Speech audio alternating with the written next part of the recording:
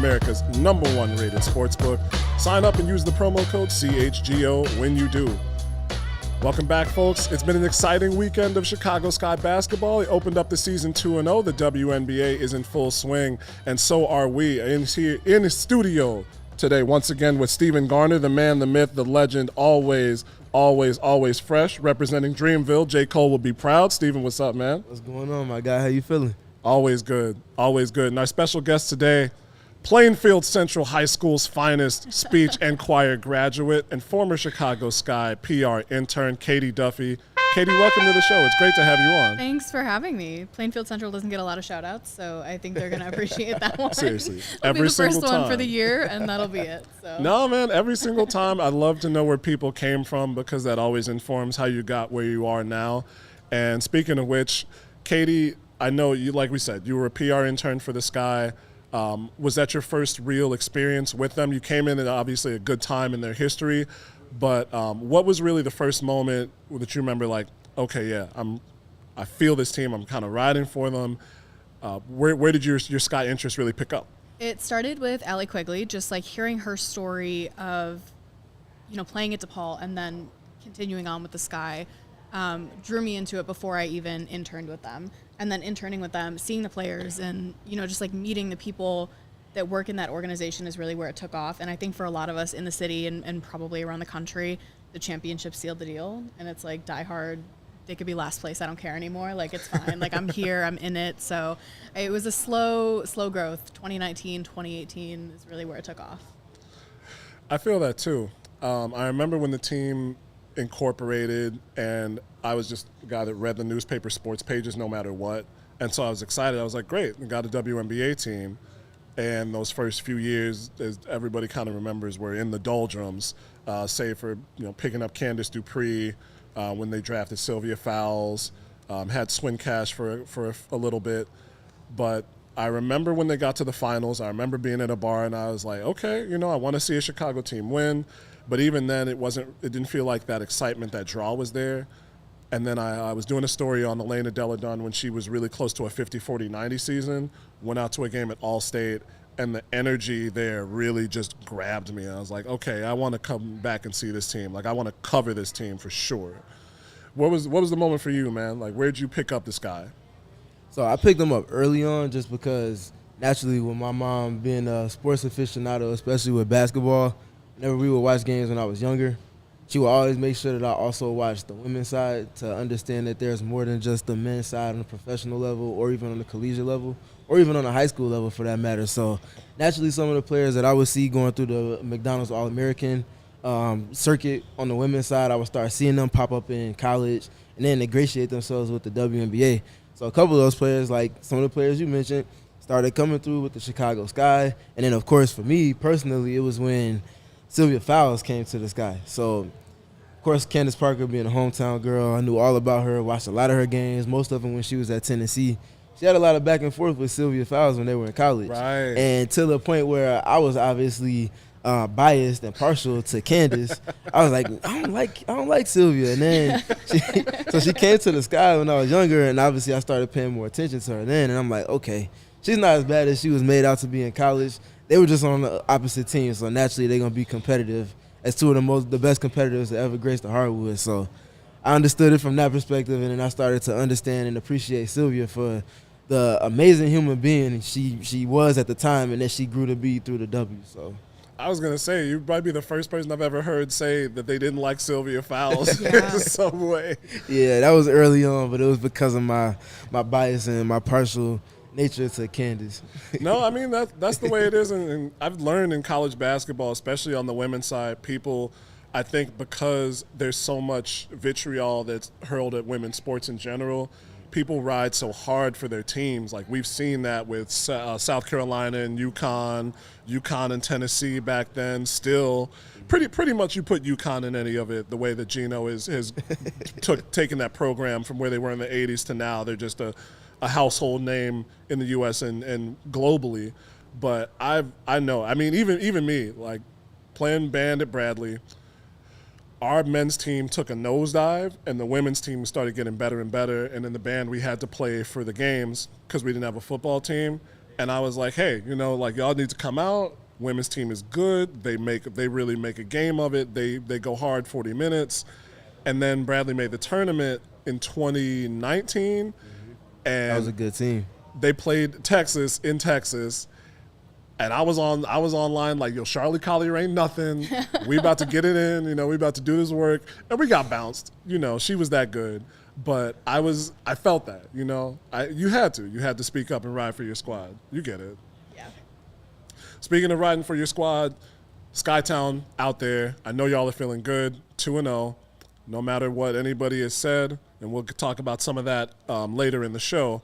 But quality wins over Minnesota on Friday night to open the season, which I said was going to be a bit of a barometer for them. And then they overcame what had to be a ridiculously loud and emotional atmosphere in Phoenix on Sunday, and actually a late charge from the Mercury in the fourth quarter and won that game too. So just in general, I know we're talking about the team, but who do you felt made the greatest impact for the Sky over the weekend? Whether it was a coach, whether it was a player, anybody just on the team. Who did you really pick out like this was the driving force for those first two games? I'm going Elizabeth Williams. I mean, I think she not only held her own against Brittney Griner, which is never an easy task for anyone, but she's the defensive anchor of this team. And I don't think I expected that when we picked her up. Like, such an underrated pickup. I did not expect her to be this good, this big of a part of the team at this moment. But, yeah, she's our defensive anchor early on. She's already leading the team in rebounds and steals per game. I mean, it's 2 games, but still, like that's a big task, especially when you have somebody like Rebecca Gardner on the team who had 4 steals in the first game. Right. So for you to be leading the team in steals, that's a big deal for her. So she's my performer of the weekend, my performer of, I think you could argue the whole season. I really honestly think we're looking at like defensive team potential. She hasn't been named to it since 2020, but I really think that's what we're seeing out of her this year. And I think you make a great point because, like you mentioned, it's only 2 games, but even with that small sample size, as you both know, I think especially when you have a roster that had a lot of turnover from a previous rendition to a new one of the most important and most emphasized things from coaches like James Wade, Emery Van Sever, and Waters, role definition. And role definition is going to have to be there as a template for everything else, because that's where you're going to generate buy-in, and that's where you're going to be able to figure out who to depend on in certain situations and scenarios, whether it be a veteran, whether it be a younger player, whether it be somebody like Elizabeth that's a defensive anchor and is proven to be that. That's where you kind of piece together those things and you figure out the identity of your team. But you can't get an identity until a role definition is stamped and everybody understands the paradigm that comes with that on both sides of the floor. And, of course, naturally, a James Wade-led team is figuring it out on the defensive end before anything else. So, yeah, surprise there. No, I thought the defense would have to be the Sky's calling card, but I was right there with you. I didn't realize how much of a presence that Elizabeth Williams was in the middle of the floor, and it showed in the defensive rankings when they, after the first weekend finished up. It was really, it worked out that all these teams played over the weekend at least 1 game, so you could get a sample size. But even a small 2-game sample size, the Sky are right up there in defensive rankings, both in steals, like you said, Rebecca Gardner, Elizabeth Williams, but you can see the buy-in from the entire team on Friday night, the way that they pressed Minnesota at the wings and the way that the ball pressure, which actually leads into my performer of the weekend was Dana Evans. Everybody out there wanted Dana to get time this year, and Dana's finally gotten time, whether it's as a starter, whether it's as, kind of that third quarter, like microwave that she had been at times last season. And we knew Dana could score, but it was going to be important for her to be able to stick those taller guards. That's what I had wondered. And she has been a lightning rod in terms of just focusing this team's defensive energy. Stephen, you were on the playback with me and James K on Friday, and we really talked about how it's Dana's job to pick up the ball either at half court or 30 feet past that, in the front court. And she the battle that she and Suge Sutton had in Sunday's game, like throughout the middle quarters, was amazing to watch. Like that's why I love watching basketball, seeing the defensive intensity. And she answered the call and not only was able to do that, she's not just a specialist. She was hitting clutch buckets early and she was hitting clutch buckets late. So she hasn't had a good shooting start technically by the numbers, but she's shooting with supreme confidence and playing defense. Kalia Copper even said it in the post-game presser on Sunday. Like, it means that much for the Sky to have Dana pressuring the ball, being that lead guard. And she got a nice dap from James Wade on that, too. So, yeah, Dana Evans is my person for the weekend. Yeah, man. I think both of you make great points with your specific picks. And with Dana, I actually had a chance to ask her after the game on Sunday what kind of goes into her mindset in terms of why she's picking up 3/4 quarters, sometimes even extended it past that to the inbound line and then defending for the entire 94 feet. And she said, honestly, it's just about setting the tone for the most part. And, of course, that got nods from James Wade and Kalia Copper, who were up there at the podium with her.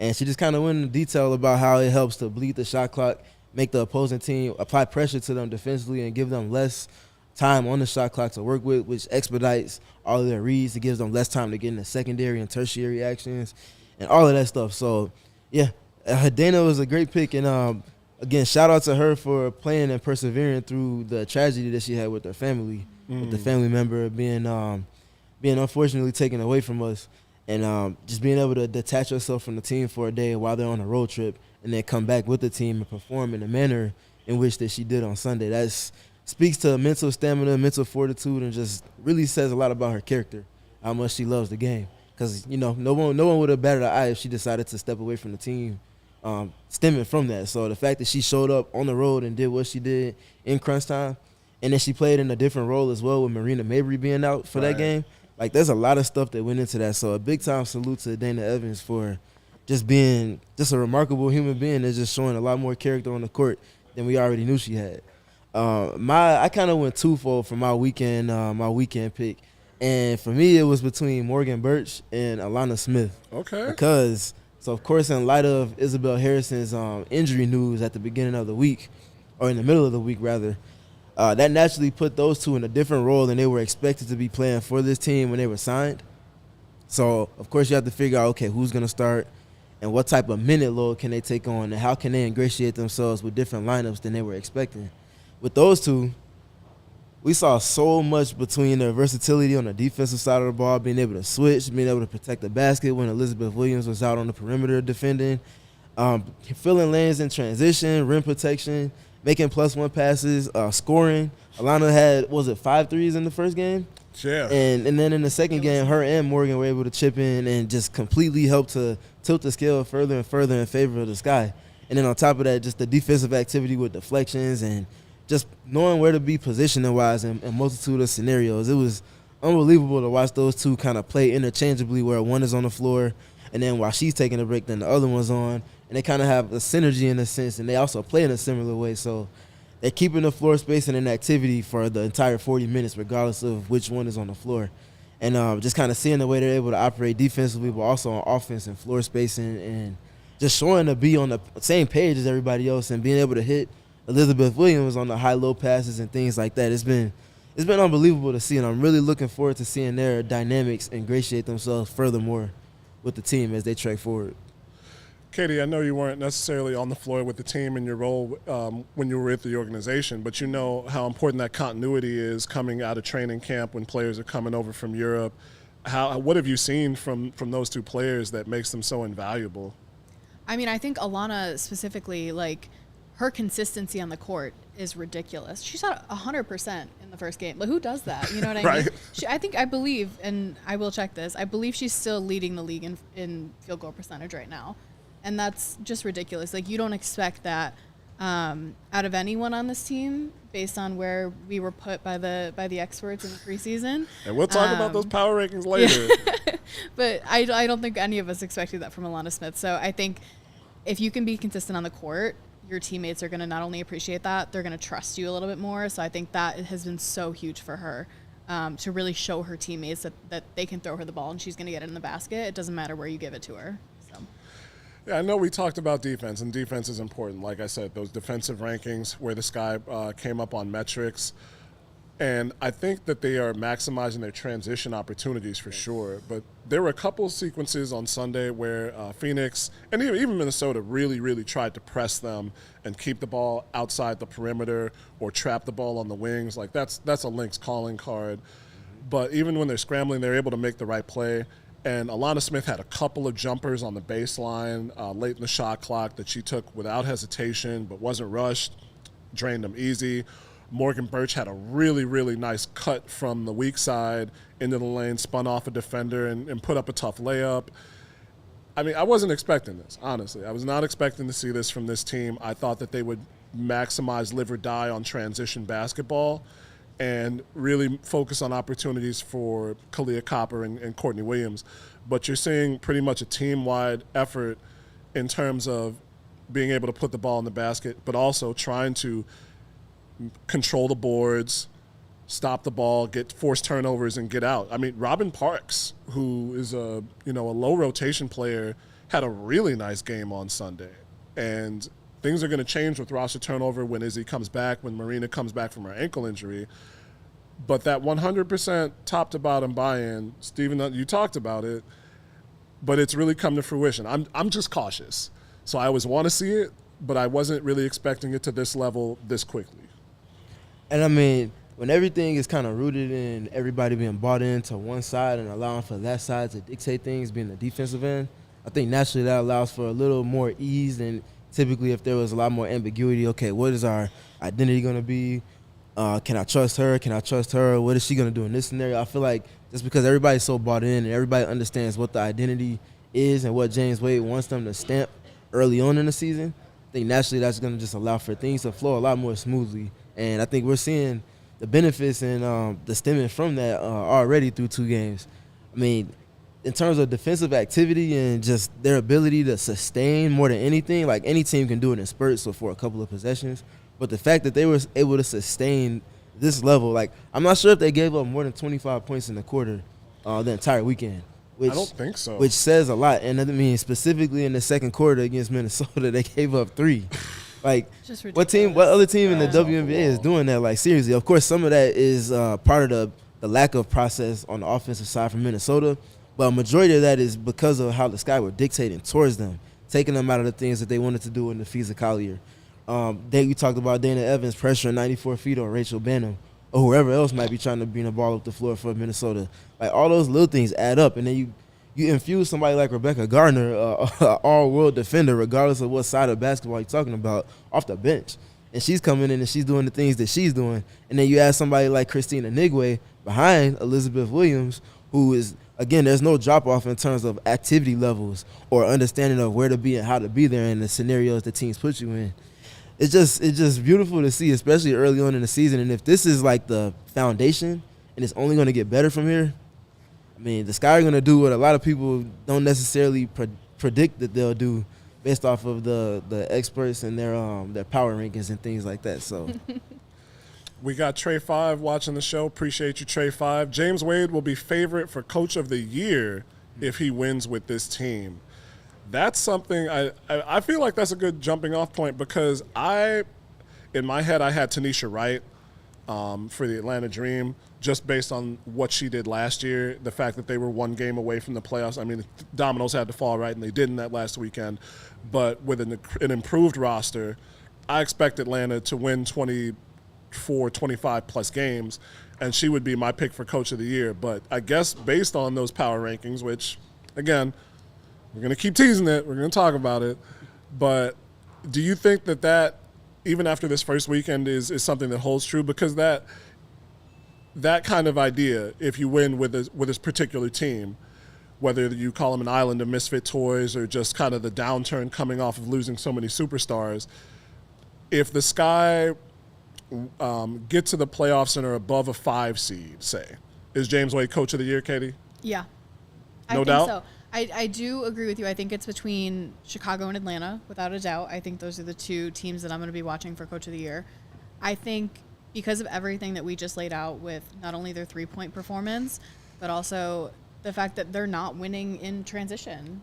Like, that's not something that we expected. Like, it had to have taken so much buy-in from this team to trust James Wade and say, yeah, we're going to do exactly what you're laying out for us on offense. So, yeah, I mean, he would be my coach of the year if the season ended right now, just based on the buy-in that we're seeing from this team, where he's really challenging their skill set and it's actually working. Like, yeah, absolutely, he would be my pick. Steven, Sandy Brondello, Becky Hammond, or even say a coach down in Dallas, if they pick it up, or if like New York wins like 80% of their games, is there anybody you could see beating out those two names? I actually do, and I don't think it'll be Vegas or the Liberty that come away with the coach of the year. I think it'll be one of the teams, because there's so much variance underneath the third team, which is, I think most people go with the Mystics as the third ranked in terms of the early portion of the season. I think it'll be somebody from that 4 to 10 range, whichever team, because there's so much ambiguity for that realm of the W. I think whichever one of those teams can kind of surprise, per se, and kind of show that those expectations placed upon them were wrong the most, might be the one that comes away with that coach of the year award. I think that could also be for Connecticut, Stephanie White. Just the fact that, again, they're a team that lost, just like the Sky, they lost a lot of pieces that were integral to their previous rendition. Now they're left with, they got Breezy Jones, and then they got Alyssa Thomas there, and then they got Natisha Heidemann, but everybody else outside of DeWanda Bonner is relatively new. Right. They got a new coach. That's a new system. That's an entire new culture that's being established. I don't think they'll see as much drop-off as people are expecting. No different than I feel with the Chicago Sky. So I do feel like it could be Stephanie.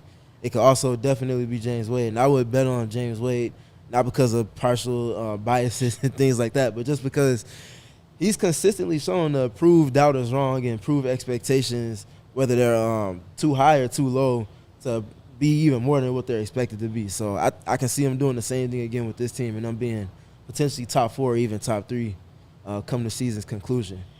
Well, it's going to be an exciting race for Coach of the Year. It's going to be an exciting year in the WNBA at large. The chase for the title is on, and while the best in the WNBA are battling it out, you can get all of the regular season, and then once we get August, September, the playoff action at your fingertips with DraftKings Sportsbook, and the official sports betting partner of the NBA and the WNBA.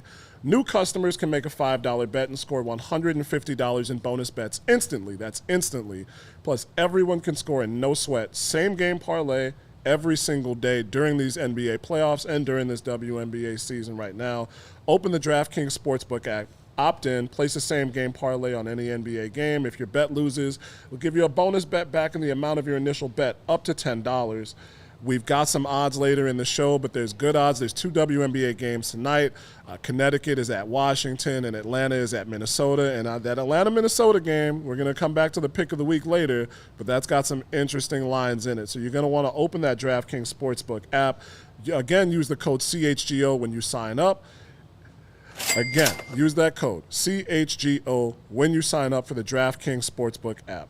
Download that app now, and you'll get $150 in bonus bets instantly, only at the DraftKings Sportsbook with code CHGO. Gambling problem? Call 1-800-GAMBLER in Massachusetts. Call 800-327-5050 or visit gamblinghelplinema.org. In New York, call 877-8-HOPE-NY or text HOPE-NY. In Kansas, call 1-800-522-4700. On behalf of Boot Hill Casino and Resort, 21 and over in most eligible states, but age varies by jurisdiction. Eligibility restrictions apply. See show notes and for offer details, and see DraftKings.com/sportsbook for details and state-specific responsible gambling resources. Now, Sky Home Openers this weekend, Friday night, and I know if you're like me, you don't necessarily like using a very specific ticket offering source that has a ton of fees, fees on fees on fees. It's like you're paying $20 more on top of the $20 that you're spending for the ticket alone.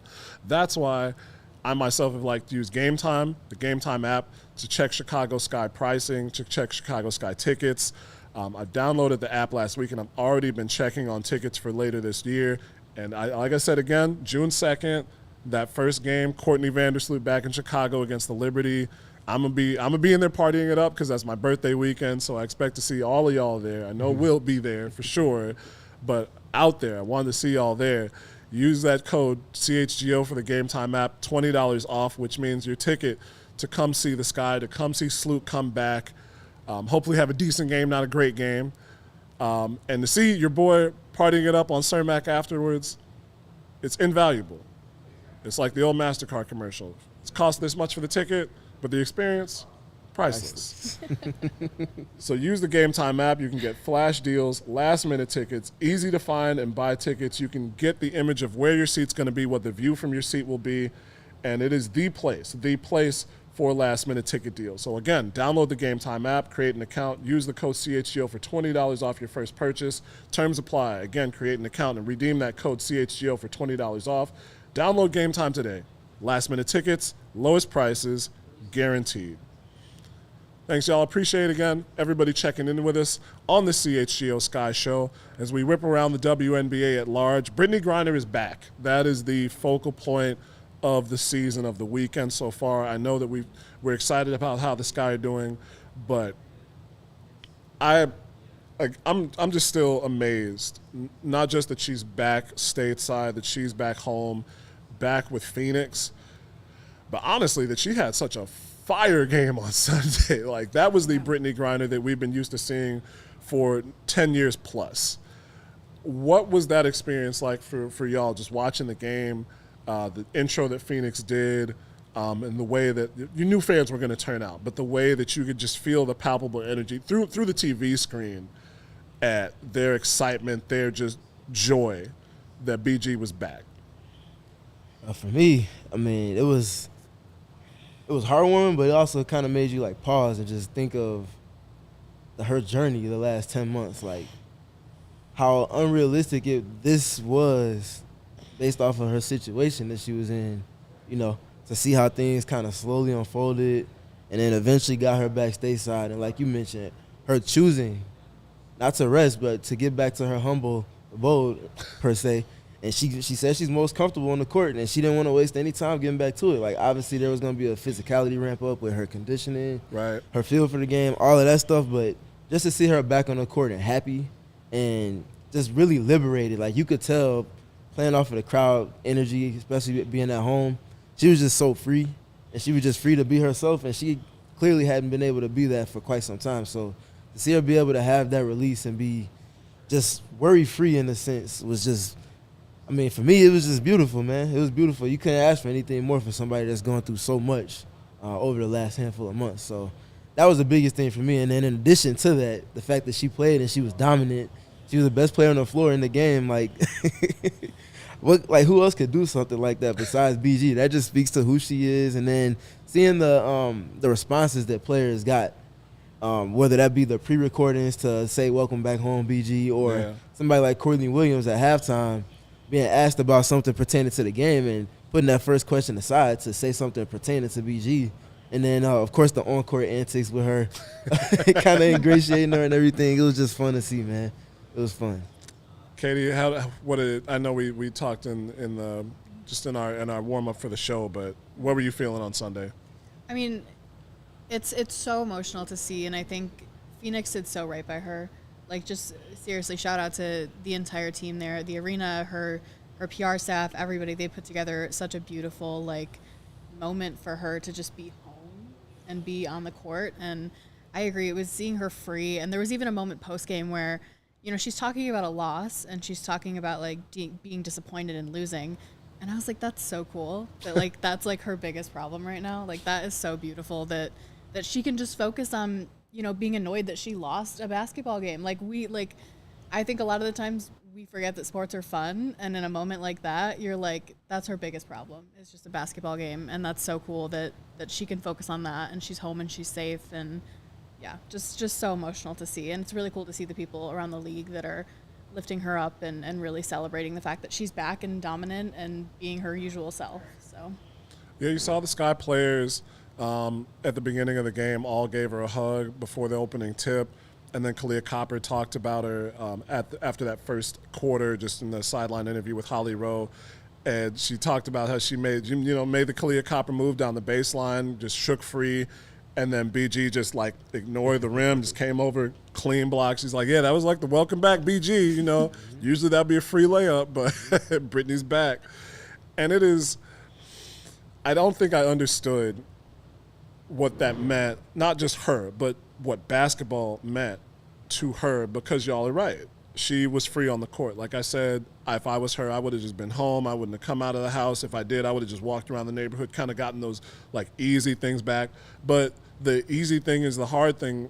Easy thing for her is like the hard thing for most of us, being a professional player. But that is just like a routine you can come back to and just go at it, and focus. And it was more, I don't think it was ever more evident than Sunday. 27-10, 4 blocks. Her continuity with Diana Taurasi was just so much there. It was really amazing to watch. It was. And I think also James Wade, who had a relationship prior to everything that transpired with Brittney, just seeing how open, like we know James Wade to be somewhat militant in terms of his approach to the game, just because he cares about winning so much that he won't really deviate from the emotional attachment to basketball to show attention to other things. But the fact that he was seen, kind of breaking that stillness pregame, seeing BG running up to her, giving her a hug, and of course just, saying hi to a friend who he hasn't seen in a long time, who was obviously heavy on his mind and his conscience and his emotion and feelings. I think that was as clear of an indicator as anything else. And then you also talk about Kalia Copper being maybe the fiercest competitor on the women's side of basketball, again, breaking that and speaking, and you seeing the emotion coming out of her as well. I think it was just great to see. I also think that seeing the camera pan around the arena and seeing at Footprint Center, seeing new owner Matt Ishbia sitting with her wife and seeing her parents there. Her parents having not seen her play, I think they said since high school. Since high school. If I'm not mistaken, because of medical conditions and things like that. That just all made the moment just that much more just wholesome, and just like you really have to detach from the game and just appreciate, what was going on in terms of the re-ingratiation of Brittney and how impactful her presence is on the league as a whole. You even see NBA players, like they had Kevin Durant pictures taken with her shaking up with him upon returning back home at the practice facility. Other NBA players tweeting out about welcome back home, BG. Like her reach it's unreal. It's unreal, and I think it's gonna only magnify, stemming from her situation, being back home now. Like, it's easy for us to talk about basketball, but I saw a lot of discourse either online or in person in the time that she was in prison, and there was just a lot of stuff that had people, going this way or that way. And it's good that we can get back to the basketball now, but I want to make sure the importance of this is known. Not everybody was in favor of that prisoner swap. It was BS.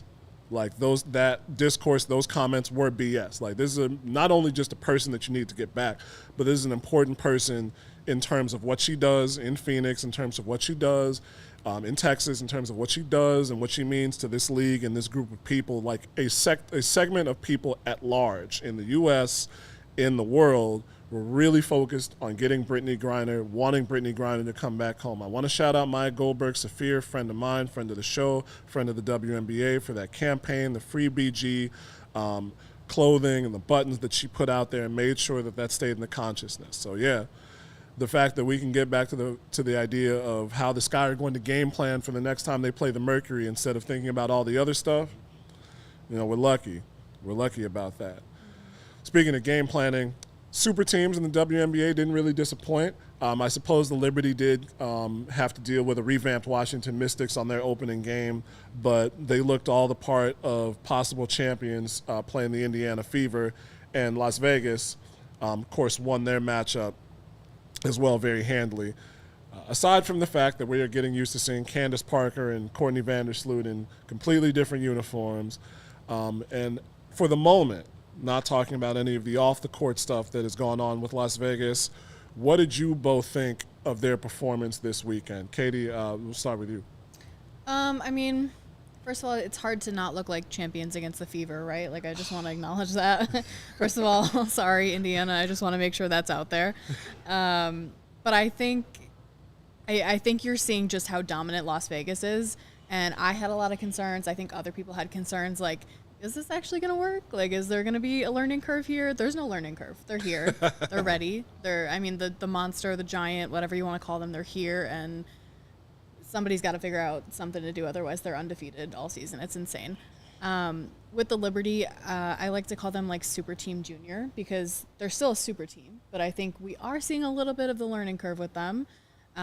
They're generally a little bit younger than Las Vegas, and I think when you're still trying to mesh Sabrina and Courtney, I think there's a little bit there that they're still working on. I'm terrified of Las Vegas. I think that was my takeaway, and I think you're seeing little cracks in the Liberty, but I think they're going to figure it out, and they're going to be just as terrifying within the next couple weeks. So, Steven, I know Las Vegas right now, just statistically, they've had one game, but they have, I think, a plus 40 margin in terms of net rating.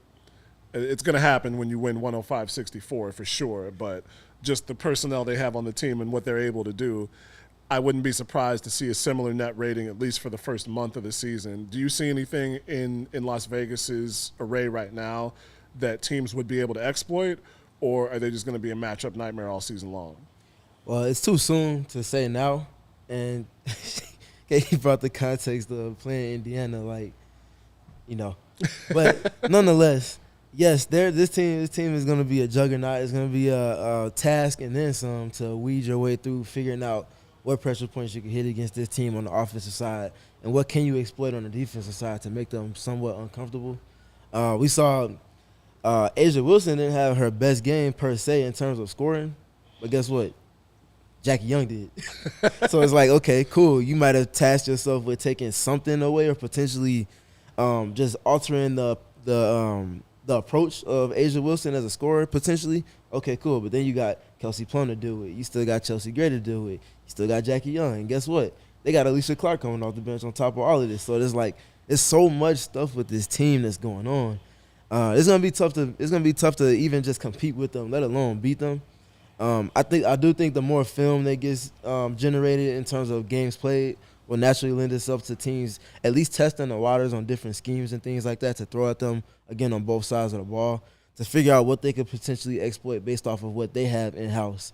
So that's going to be fun to see in terms of seeing how other teams go about approaching the Vegas Aces. But in terms of the New York Liberty, I do think that something that's going to work against them, at least early in the season, is the continuity dynamic.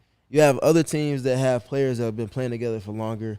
A lot of teams have had turnover, but you mentioned the Mystics. Of course, the Mystics added pieces, but at the same time, they have a core that's been in place, and they've been through the fire a few times together. That's naturally going to help you get out the gate quicker than a team that's still trying to figure out what their identity is, what the offensive process is, where players like the ball at, all those little things that kind of add up over the course of a season in terms of figuring out.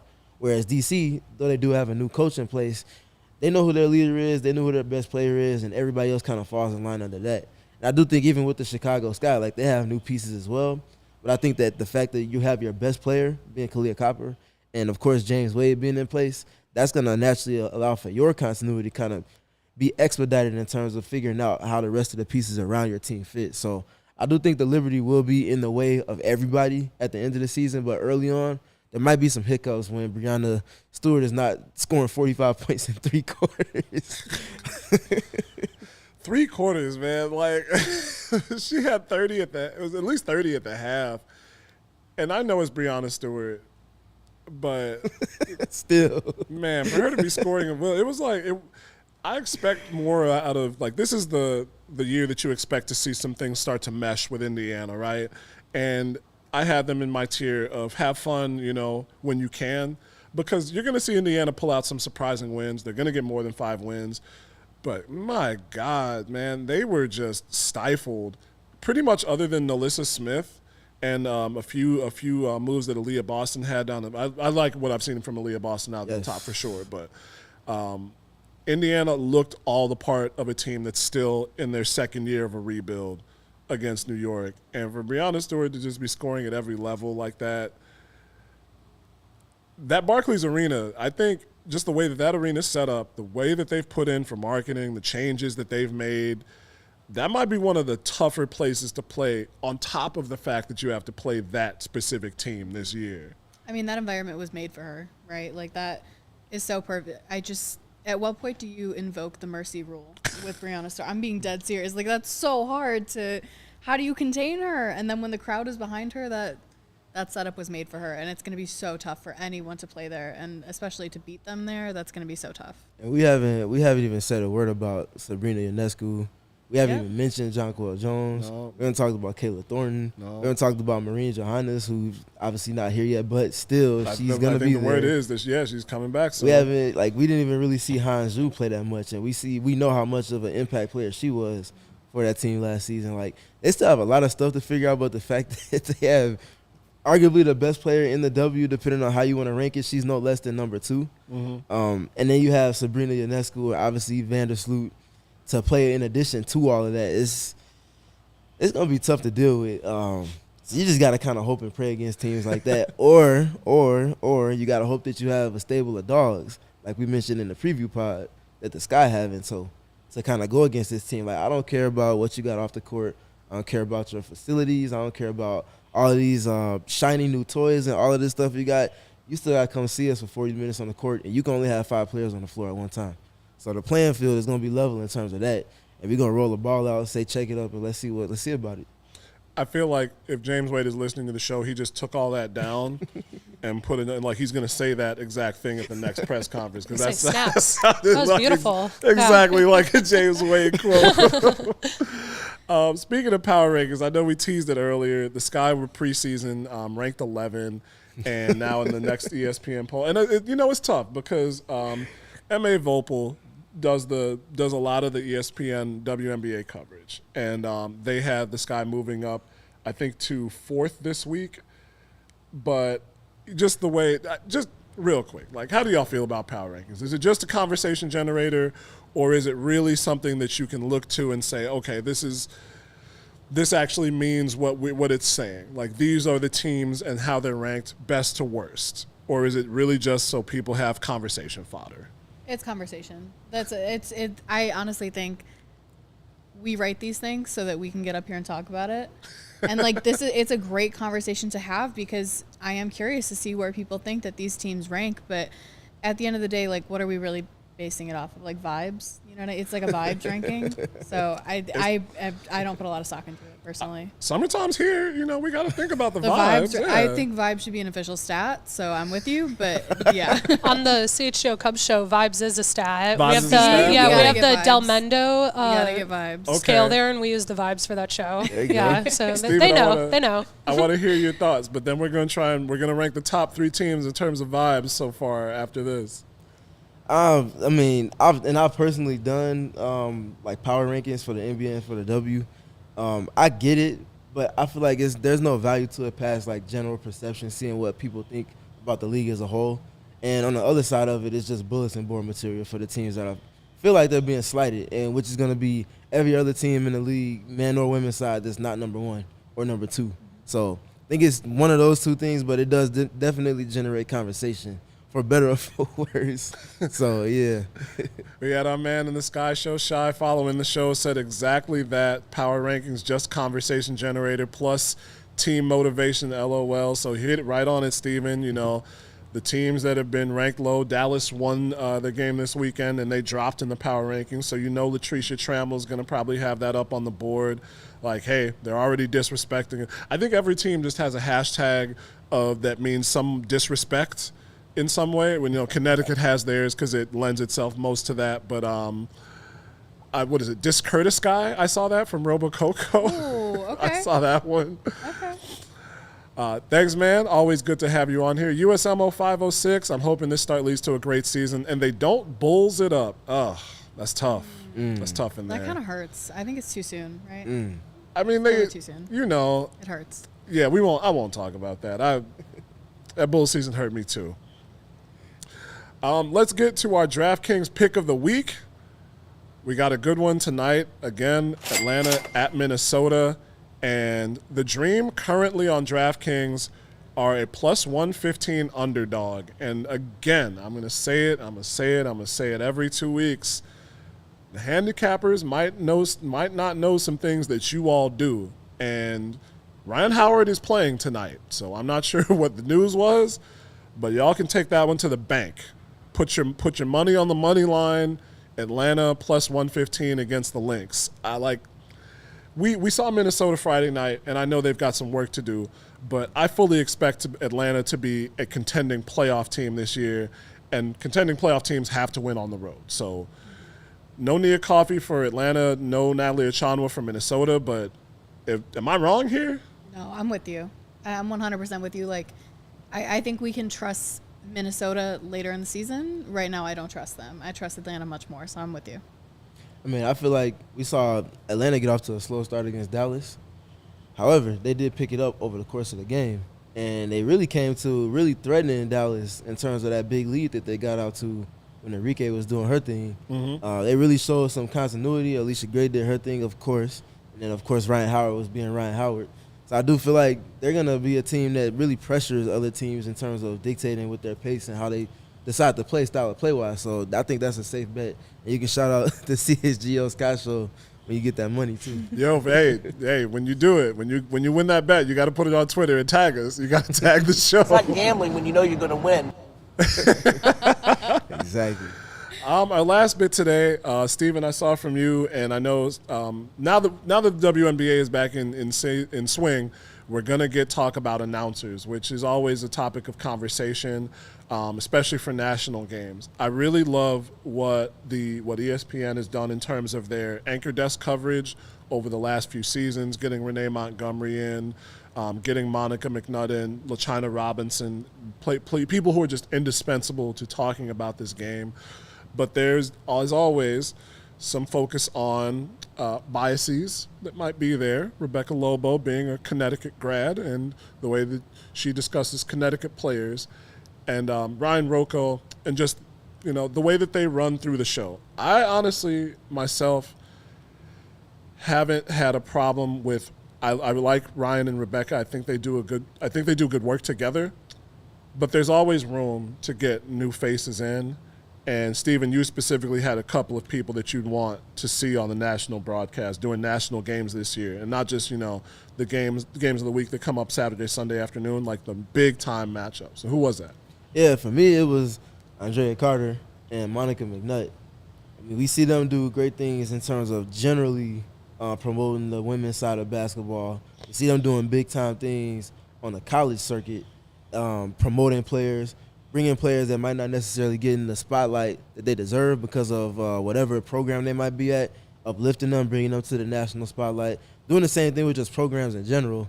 And I feel like they can do, and they've shown that they can, in previous seasons, do the same thing with the W. And they can take their next level analyzing of the game, break it down to a decimal, essentially making it as easily understandable to even the most novice of a basketball fan and helping them expand their knowledge. And do that in real time and just make the general entertainment value that comes with analyzing the game with commentary in real time and just making it that much better and also bringing a fresh voice. For anybody that plays sports, so even if your parents are consistently on you when you were younger, you kind of get tired of hearing the same voices over and over again. And if there's multiple voices, that breaks up that type of feel, and it also allows for you to promote the many different talents in that media space that you do have at your disposal if you're a broadcasting team like ESPN or a platform like ESPN, rather. So I feel like they have so many talents at their disposal, they should kind of more evenly disperse them. And it's going to just help to make the product of the W that much more digestible and enjoyable, in my opinion. Yeah, I agree. I've liked Andrea Carter the last few years when I've heard her just discussing the game in pretty much any facet. And the way that she's come up is really cool, too. I didn't get to watch the game, but they had not just an all-female, an all-Canadian team on that Sky Lynx game, on the game in Toronto. So I would really like to see Andrea Carter get some of those Liberty games, some of those Aces games, some of those Sky games that are going to be nationally televised this year. Katy, anybody that you'd want to put up in there and just get, hey, we want to see that either play-by-play on the national broadcast? I mean, I'm generally rolling with Monica McNutt. I think she's so good at her job. I think you could put her in any role and she would excel. Like, I'm here for it. I think I don't have a ton of beef with Ryan and Rebecca. I do think they lean more like old school biased, as in they're a little bit more biased toward like Diana Taurasi. They love Diana Taurasi. Don't get me wrong. I'm a huge fan. But I think what a lot of fans are craving now is they want to hear a little bit more about the newer players that are coming into the league because we want to, highlight those people as well. So I get the criticism, but yeah, I'm rolling with Monica McNutt always. I agree with that. And I think that's a good point. Sue is retired now. DT is, you can really see that she's at that kind of twilight in her career. And we have so many great players that are on the come up. Like we saw, I really, really, really like Suge Sutton on Sunday. She's so fast, man. Man. I never seen a player that's, I thought optically is equally as fast as Dana with the ball. Right. And Suge was like, when Dana was pressing her full court, Suge was getting even with her or breaking that leverage at times, and that's rare. Yeah. Like Mariah Jefferson we talked about with Phoenix too. She's got that new change of scenery. We're going to see that with Alicia Gray. We're going to see that with Beck Allen up in Connecticut. So I think you're right. People want to hear about those players as well. I was just thinking, I think back in the day, something about Doris Burke's commentary rubbed me the wrong way, but I would love to see Doris Burke on a WNBA game. Going back, really listening to it, she brought a lot. She brought a lot in terms of breaking the game down and evaluating what teams were doing in the moment in a very clear and concise way that I think you don't get necessarily from a lot of the color analysts who are former coaches. And I really, my appreciation of Doris is deepened from when I was a dumb college student. She's the best, man. The Sky Show Sky franchise like Chris Pennant do a Sky radio broadcast. I'm hoping, man. I'm hoping. Last thing from the Chicago Sky Central, agreed power rankings are just to start conversation, especially if it's a major outlet pushing it for sure. But they got those first 2 wins, need to keep gaining momentum because the schedule gets tough real quick for sure. They've got not gimmies. There's Dallas and Indiana mixed in there, but that Liberty home and home is the June 2nd and 4th. And the season opener on Friday is the Mystics, right? They got the Mystics coming in. Be fun. Yeah, so it's going to get tough quick. Coming back to the Shy, that's always fun. And they've got this long 4-day break, which is welcome. But after that, they don't have another 3-day break until mid-June. So it's going to be beholden on the Sky to keep this momentum going. Katy, Duffy, thank you for coming on the show so much. Yeah, thank you guys. Steven, always a pleasure to have you on. Again, this is the CHGO Sky Show presented by DraftKings. Once again, one more time, use that code CHGO when you sign up for $20 off for $150 in bonus bets. And again, that pick of the week, man, get your money up. You're going to get your money up. Take the Dream against the Lynx in Minnesota tonight. For all 3 of us, this has been the CHGO Sky Show. We'll see you soon.